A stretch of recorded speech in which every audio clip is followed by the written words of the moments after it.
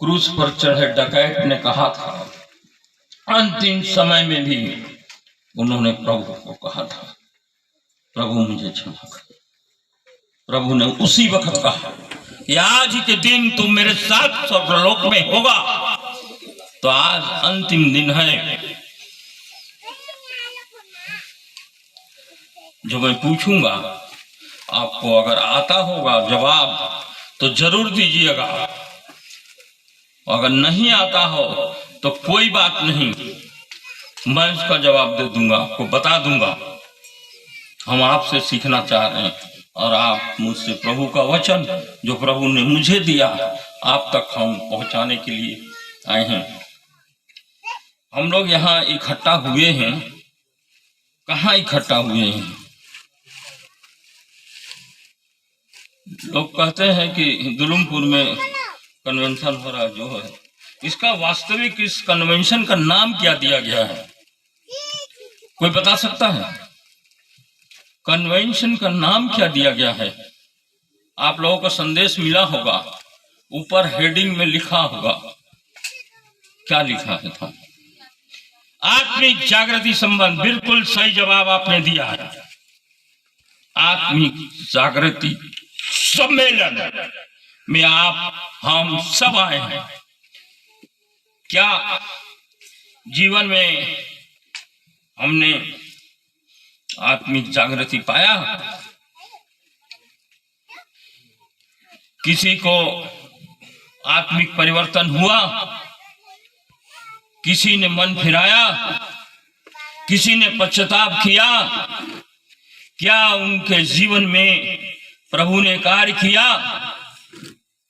आत्मिक जागृति सम्मेलन में जब हम आते हैं तो आप एक तरह से धन्य हैं। आप जो आए हैं आत्मिक जागृति सम्मेलन में आप उपस्थित हैं, और जो उपस्थित है वो धन्य है। निकाल लीजिए बाइबिल से भजन संगीता उसके 34 अध्याय के 8 पद में देखिए क्या लिखता है। भजन संगीता उसके 34 अध्याय के 8 पद में क्या लिखता है? हे यहोवा के पवित्र लोग, मैं इसके एक पद और ऊपर से पढ़ना चाहता हूं, 8वें पद से परख कर देखूंगा। 8वें पद से मैं पढ़ूंगा, 34 के 8वें पद से परख कर देखो कि यहोवा कैसा भला है। कल हमने कहा था प्रभु यीशु मसीह को परख के देखिए कि वो कैसा भला है, वो आपको आशीष की वर्षा अपरंपार देगा कि नहीं देगा। कल आपको मैंने मलाकी में बताया था, आज आपको भजन संगीता में मैं बता रहा हूं पुराना नियम में। आप देखिए कल आपने देखा इसी पुराने नियम का अंतिम चैप्टर जो था मलाकी, और आज आप बीच में ला देखिए भजन संगीता 8वें पद में क्या लिखता है? परख कर देखो कि यहोवा कैसा भला है, क्या ही धन्य है वह पुरुष जो उसकी शरण लेता है। आप धन्य हैं कि आपने यहां शरण लिया। आत्मिक जागृति पाने के लिए सुन करके इतनी दूर दूर से आपने आया, पैसा खर्च करके, चाहे जैसे भी हो आपने आया। क्यों आया? यह वचन कह रहा है कि परख कर देखो कि यहोवा कैसा भला है, क्या ही धन है वह पुरुष जो उसकी शरण लेता है। हम लोग उनकी शरण में ही तो आए हैं। क्यों? क्योंकि जब हम वचन में जाते हैं, प्रभु ने कहा जहां 2 या 3 मेरे नाम से इकट्ठे होते हैं मैं उनके बीच में हूं। और इस बात के अनुसार क्या ये विश्वास नहीं करते हैं कि प्रभु मसीह हमारे बीच में है? कितने लोग विश्वास नहीं करते हैं कि प्रभु मसीह बीच में? वो हाथ उठा दे, वो हाथ उठा दे जो विश्वास नहीं करते हैं कि ये वचन में लिखा है कि प्रभु कि जहां 2 या 3 मेरे नाम से इकट्ठे होते हैं मैं उनके बीच में हूं। जो विश्वास नहीं करते वो हाथ उठा दे। तात्पर्य ये हुआ कि सब विश्वास करते हैं, और जब हम विश्वास करते हैं कि प्रभु से हमारे बीच में हैं, तो हम उनकी शरण में आए हैं, और जब शरण में आए हैं तो उन्हीं के दास, उन्हीं के चुने हुए लोग उनकी वचनों को हम तक पहुंचाते हैं। हम धन्य हैं कि नहीं? बिल्कुल हम धन्य हैं। ये वचन कह रहा है, मैं नहीं बोल रहा हूं। कल मैंने बोला था कि मैं जो बोलूंगा आपको वचन से दिखाऊंगा कि वचन क्या कह रहा है। हम धन्य हैं। कौन इसमें से हाथ उठा के बता दे कि हम धन्य नहीं हैं? यहां पर आकर के वो धन्य नहीं है। कोई भी हाथ उठा के बता दे।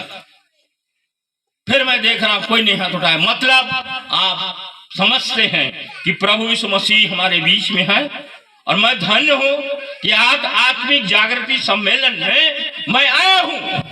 ये आपका सौभाग्य है। बच्चे लोग बहुत मीठी मीठी आवाज कर रहे हो, तो थोड़ा पीछे जाके बात करो। और उसके गार्जियन लोग को मैं बोलना चाहूंगा कि अपने बच्चों को जरा कंट्रोल रखिए, तभी आप थोड़ा समझ पाएंगे, सीख पाएंगे। और बच्चे डिस्टर्ब करेंगे तो आप भी डिस्टर्ब होंगे, हम तो ऑलरेडी हो ही जाएंगे। ठीक है, इसलिए थोड़ा बच्चों पर थोड़ा सा ध्यान दीजिए आप लोग। आगे क्या लिखता है ये देखिए, 9वें पद में हम आ जाएं। हे यहोवा के पवित्र लोगों, उसका भय मानो, क्योंकि उसके डरवैये को किसी बात की घटी न होगी। मतलब यहोवा यह कहता है कि हे पवित्र लोगों, आप लोग को कहा जा रहा है कि आप जो आए हैं ये धन्य हैं। आप सब वचन के भूखे और प्यासे हैं, और प्रभु यीशु मसीह की उपस्थिति में आप लोग आए हैं, उनके शरण में आए हैं, और इसलिए इसका नाम दिया गया है आत्मिक जागृति सम्मेलन। हमें ये जानना है, अपने आप से पूछना है कि 3 दिन के आत्मिक जागृति सम्मेलन में जाने के बाद मेरे लाइफ में कोई चेंजिंग हुआ या नहीं हुआ। अगर नहीं हुआ तो आत्मिक जागृति सम्मेलन में आपने कुछ पाया नहीं, खो दिया। अगर आपने पाया तो आप धन्य हैं। आज प्रभु का वचन जो आपके जीवन में कार्य करेगा, आप इसे ध्यान से समझना पड़ेगा। अगर आप विश्वासी हैं, विश्वास करते हैं, तो उन्होंने कहा है, वचन कहता है, हे यहोवा के पवित्र लोग, उसका भय मानो, किसी इंसान से मत डरिएगा। मैं चैलेंज करता हूं, कोई किसी से डरेगा नहीं, लेकिन परमेश्वर से आप भय मानिए, उसका भय माने, जो ईश्वर का भय मानेगा, क्योंकि उसके डरवैये को किसी बात की घटी नहीं होगी। जो केवल ईश्वर से डरेगा, ईश्वर का भय मानेगा, उसके जिंदगी में किसी चीज की घटी नहीं होगी।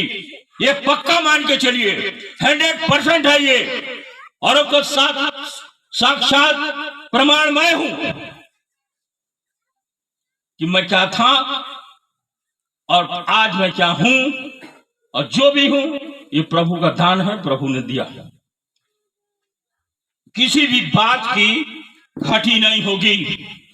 ये पास्टर लोग मिल करके आत्मिक जागृति सम्मेलन जो करते हैं, इनको वचन ये कहता है कि आपको किसी भी चीज की घटी नहीं होगी।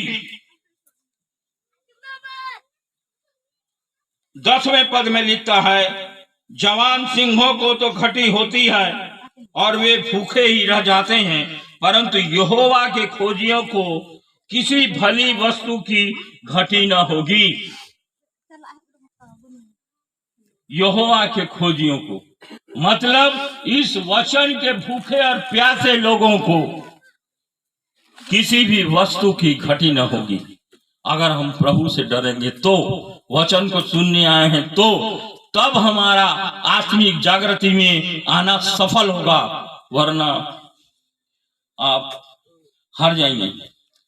आए हैं कुछ लेके जाइए, आपको कोई पैसा नहीं लग रहा है, क्या आपको वचन देंगे तो इतना पैसा दो, कोई रिचार्ज कराने का पैसा लगता है, इसमें आपको वचन सुनाने में कोई आपसे कोई फीस नहीं लिया जा रहा है, आपको फ्री ऑफ कॉस्ट प्रभु का वचन दिया जा रहा है। और आप आए हैं इसीलिए प्रभु के शरण में कि हम चलें, और आप अपने अंदर कुछ जिज्ञासा लेके प्रभु से मांगने आए हैं। आत्मिक जगत में आप सम्मेलन में सम्मिलित होके कुछ पाने के लिए आए हैं, और आपको मिल रहा है। 2 दिन से मिल रहा है, आज अंतिम दिन है। जो और भी पास्टर्स लोग आते हैं, आपको ब्लेसिंग करते हैं, आपके लिए दुआ कर रहे हैं, और आपको सफलता मिल रही है। आप धन्य हैं, हम सब धन्य हैं जो प्रभु की उपस्थिति में हम लोग सम्मिलित हैं। मगर बड़े दुख के साथ में यह कहना पड़ता है कि कुछ लोग इस आत्मिक जागृति सम्मेलन को मजाक करते हैं, मजाक में उड़ाते हैं। कैसे? अगर हम आत्मिक जागृति सम्मेलन में आए हैं तो 3 दिन उपस्थित रहना है। ये नहीं कि पीके हाजरा जी को और नाइजर को अपना शकल दिखाए और यहां से रफू चक्कर हो गए चले गए। तो यहां केवल अपना शकल दिखाना नहीं, प्रभु के वचन सुनने आए हो या सुनाने आए हो तो यहाँ 3 दिन रुकना है। कोई मजबूरी है तो बात समझ में आती है, और कोई मजबूरी नहीं है तो ये बात कतई नहीं समझी जाएगी कि आपने आया कन्वेंशन में शकल दिखाया और चले गए पिछले रास्ते से। ये आपको फल ईश्वर देगा। आत्मिक जागृति का सम्मेलन में उपस्थित होना इसे नहीं कहते हैं, इसे खिलवाड़ बनाते हैं। आज हम खिलवाड़ न बनाए।